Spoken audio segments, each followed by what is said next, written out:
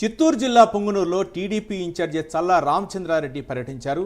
సింగిరిగుంట వద్ద జరుగుతున్న హంద్రీనివా కాలువ పనులను ఆయన పరిశీలించారు. హంద్రీనివా కాలువ నిర్మాణం పూర్తి కాగానే ఈ ప్రాంతానికి సాగునీరు అందుబాటులోకి వస్తుందన్నారు. ఈ ప్రాంత రైతులందరూ పంటలు అధికంగా పండించుకోవచ్చునని రామచంద్రారెడ్డి తెలిపారు.